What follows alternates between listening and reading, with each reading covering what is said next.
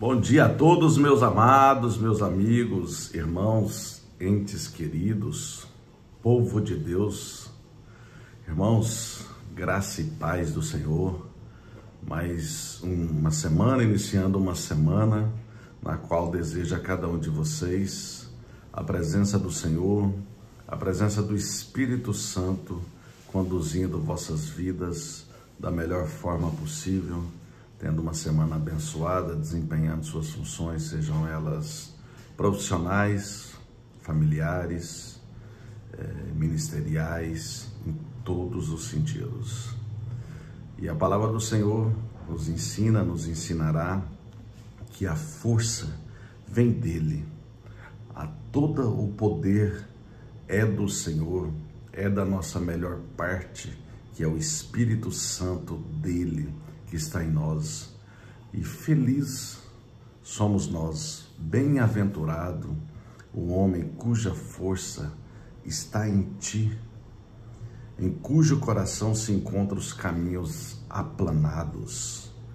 Essa é a mensagem do dia, meus irmãos. Salmos 84, verso 5, os filhos de Corá.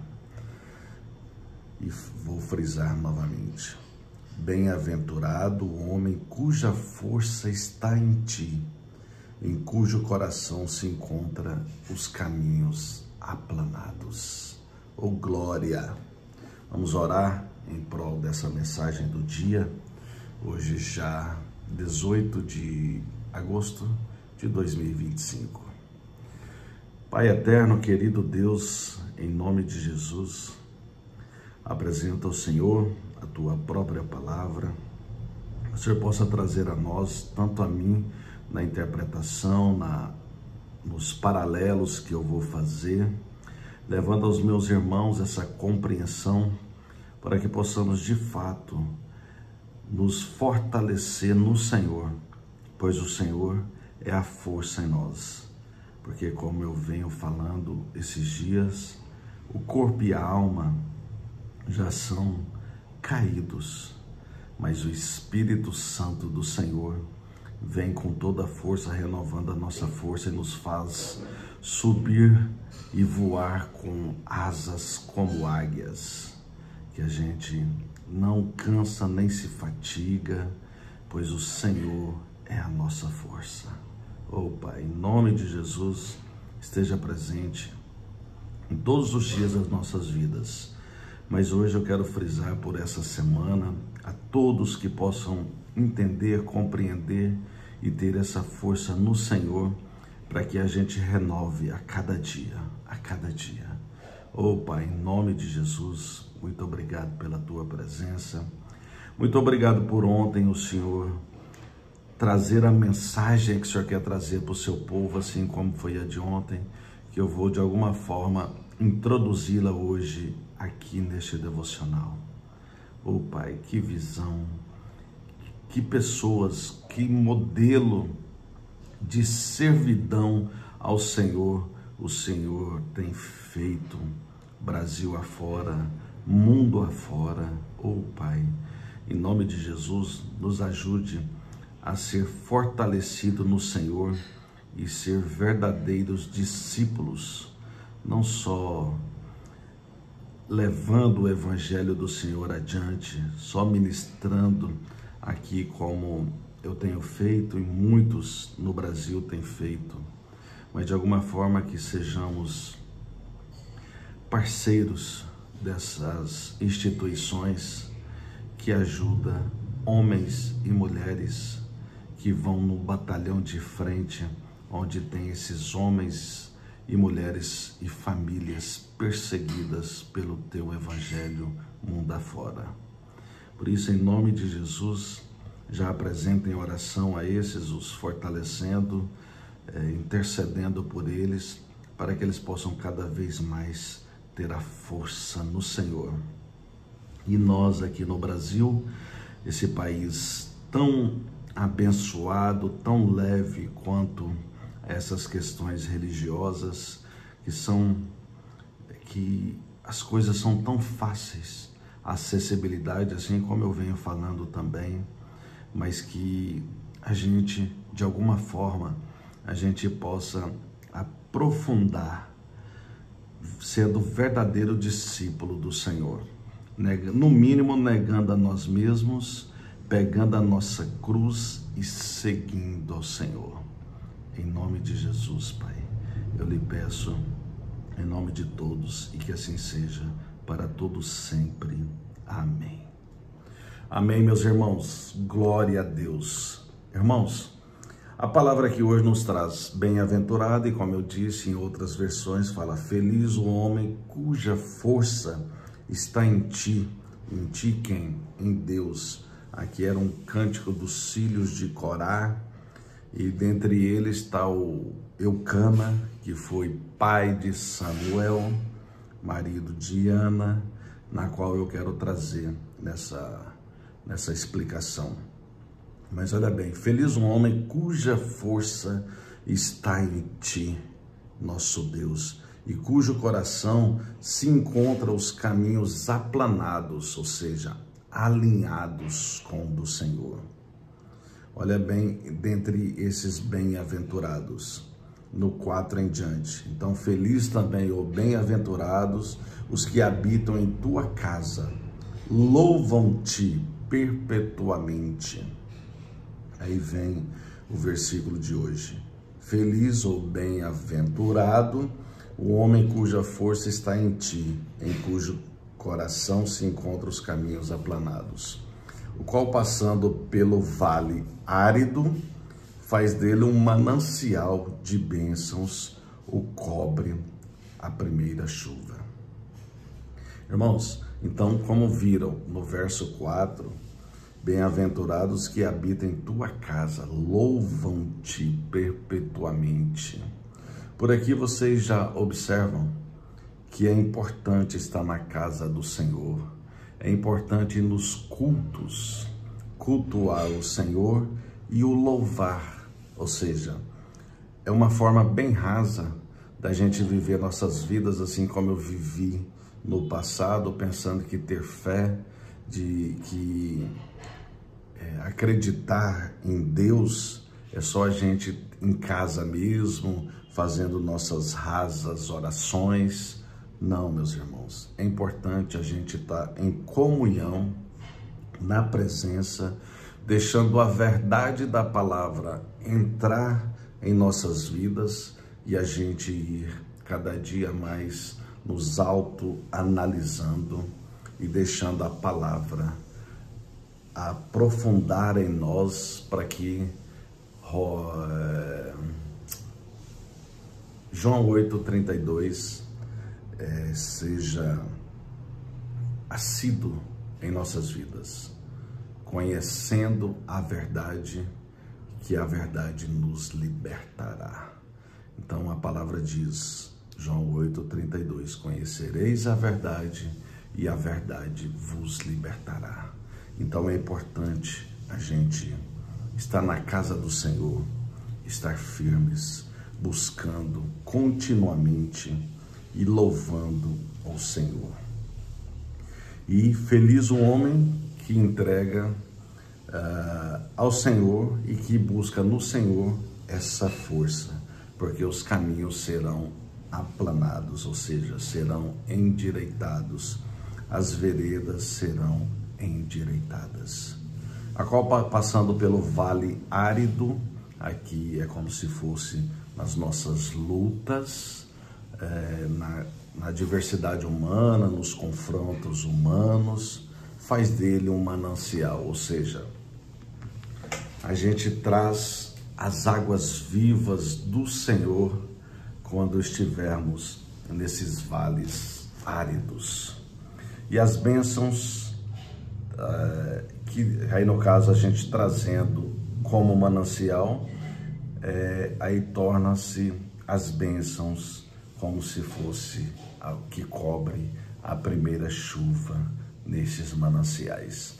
Por isso que a Bíblia faz menção que a palavra do Senhor é como águas vivas, é como manancial, como Ezequiel nos ensina sobre aquela parte sobre as águas no tornozelo, depois no joelho, depois nos lombos, depois nos ombros e depois as águas que nos submergem e nos leva a lugares cujas como árvores plantadas junto a este ribeiro, que as folhas não murcham e que os frutos dão no devido tempo.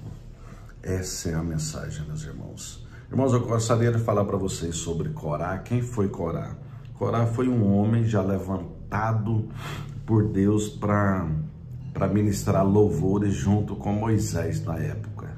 Porém, esse homem, ele provocou uma revolução e acusando Moisés e Arão de autopromover naquela condição ali, como ele se autopromover sobre os outros, e não. Moisés, ele era um homem temente a Deus e estava ali sob o comando de Deus. Tirando, logicamente, quando ele errou, mas ele errou contra o próprio Deus, mas contra o povo ele não errou. Mas aí, ele sim, ele errou com Deus e com um homem de Deus chamado Moisés. Aí ele criou essa revolução na época e Deus o castigou. Deus permitiu, né? Que na verdade Deus, ele permite as coisas, porque as pessoas saem do caminho dele, aí no caso, Deus dará, fica sem cobertura, vamos dizer assim, fica vulnerável a este mundo que jaz do maligno. E quem foram os filhos dele? Ele teve 3 filhos, e eu vou mencionar só sobre Eucana, e mesmo assim, esse homem lá atrás, pelo fato de ter servido a Deus como levita na época também, de alguma forma, Deus também abençoou, e ali da linhagem dele, da geração dele, nasceu, né, através do Eucana. Eucana arrumou uma mulher muito sábia, a Ana, e na qual eles tiveram um filho, e ela era estéril na época, e numa entrega tão grande dessa mulher chamada Ana, veio veio Samuel como filho, e foi um dos maiores profetas naquela ocasião, que ungiu os primeiros reis, que foi Saul e depois Davi. Foi um santo homem de Deus. Irmãos, assim como eu mencionei em oração, o que a gente precisa entender e compreender? A gente, para servir o nosso Deus, nós precisamos verdadeiramente segui-lo. Nós estamos, de uma forma, apenas levando esse evangelho adiante. Amém, glória a Deus. Isso é muito bom. Mas ontem a mensagem nas igrejas foi exatamente nesse sentido. Lucas 9 nos traz uma passagem, olha bem, Jesus põe à prova os que queriam segui-lo. Aí Lucas 9:57 nos traz: indo eles caminho afora, alguém lhe disse: seguir-te-ei para onde quer que fores. Mas Jesus lhe respondeu: as raposas têm seus covis e as aves do céu ninhos, mas o Filho do Homem não tem onde reclinar a cabeça. A outro disse Jesus: segue-me. Ele, porém, respondeu: permite-me ir primeiro sepultar meu pai. Mas Jesus insistiu: deixa os mortos o sepultar e os seus próprios mortos. Tu, porém, vai e prega o reino de Deus. Outro disse: seguir-te-ei, Senhor, mas deixa-me primeiro despedir-me dos de casa. Mas Jesus lhe replicou: ninguém que, tendo posto a mão no arado, olha para trás é apto para o reino de Deus. Irmãos, o que significa isso? Que na visão inicial, ele diz que as raposas têm os seus covis e as aves os seus ninhos, mas o Filho do Homem visualmente não tem nem onde reclinar a cabeça. Ou seja, isso quer dizer que à vista dos homens, as coisas de Deus não são visíveis. As coisas de Deus são invisíveis. O poder de Deus para operar sobre as nossas vidas, para nos abençoar, para dar além do que pedimos, para que os sonhos deles e os planos deles sejam melhores que os nossos, nós não temos essa visão. Por exemplo, a gente não vê que Jesus teria naquela ocasião, ou até hoje, ele não tem propriamente um lugar visível. Por isso, isso é viver pela fé, que é ter a certeza das coisas que não vemos e a convicção do que a gente se espera, né? Que Hebreus 11:1 ter a fé é ter a certeza das coisas do que se espera e a convicção do que não se vê. Então, é exatamente isso, ter a fé em Cristo Jesus, em Deus Pai, Deus Filho e Deus Espírito Santo, é bem isso. E quando ele diz daquele que queria sepultar o pai, ou aquele que queria despedir da família, aqui no caso, ele quer dizer entre estes que arruma desculpas para servir e seguir a Cristo Jesus. Tem gente que fala assim, primeiro eu vou trabalhar, eu vou viver, eu vou me divertir e depois sim eu quero ir para a igreja, quero alinhar a minha vida com Deus, assim como o salmista disse lá sobre ter a vida aplanada. Outros falam, primeiro eu vou cuidar do meu pai, da minha família. Outros falam, não, primeiro eu vou fazer tal coisa, vou criar minha família, vou trabalhar. Não, irmãos, não. Para seguir Jesus, a melhor decisão que a gente pode fazer, inclusive serve para vocês orientar os vossos filhos, é o quanto antes possível. Seguir a Cristo Jesus, a gente não tem que olhar para trás e arrumar uma ou outra prioridade, não. A gente tem que olhar para frente, vendo Jesus, negando a nós mesmos e tudo que for nosso, pegando a nossa cruz e seguindo Jesus. Irmãos, ontem na nossa igreja chegou um missionário de uma instituição chamada Mais, que é lá do Paraná, onde eles refugiam cerca, eu não lembro exatamente, acho que cerca de 1.200 pessoas de mundo afora que são perseguidos por este evangelho. Tem lugar no mundo que não pode ser ministrado a palavra de Deus. Existe 380 milhões de pessoas que são perseguidas, mundo afora. Irmãos, em nome de Jesus, vamos aprender a viver como a gente vive aqui no Brasil, sem essas perseguições, e às vezes a gente não consegue negar a nós mesmos, entendendo que a força vem do Senhor, que a maioria das vezes a gente pensa que a força está no nosso braço, está na nossa inteligência, está na nossa beleza para conseguir alguma coisa, para conseguir um casamento, para conseguir um negócio, ou para obter lucros trabalhando por aí, para ter uma vida, olhando como disse aqui em Lucas 9, e a gente querendo constituir nossas vidas, estruturar nossas vidas, para depois ir servir a Jesus. Não, meus irmãos, vamos o quanto antes. Eu falo para vocês que eu conheci essa verdade aos 32 anos, amém, glória a Deus, há tempo para todas as coisas, a palavra nos ampara nisso. Oh meu Deus, mas eu queria tanto desde os 12 anos, quando já estava entendendo por gente ali assim, que inclusive é a idade que as igrejas liberam para se batizar. que já tem essa consciência formada.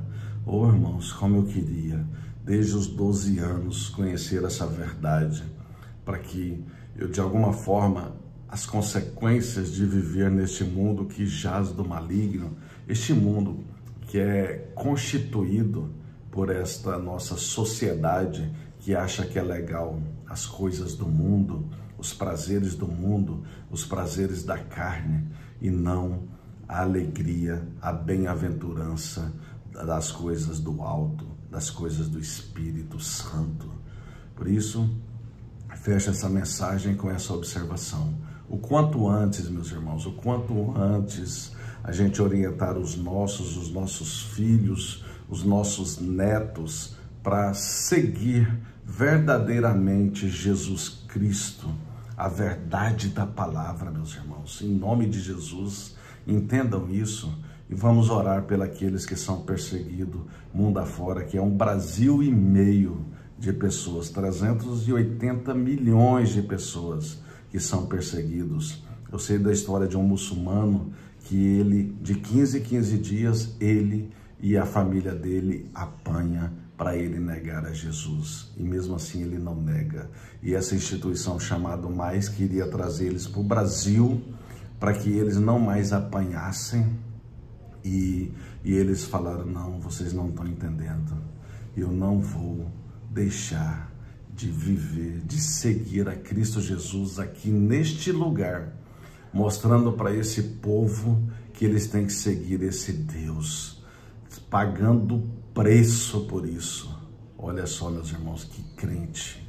E nós aqui precisando negar só os nossos sentimentos, perdoar o próximo, compreender que o próximo é limitado, ajudar o próximo, dar um ombro para o próximo, deixar Deus fazer a vontade dele, tanto no céu quanto na terra. E às vezes a gente fica cheio de coisa aqui nesse Brasil.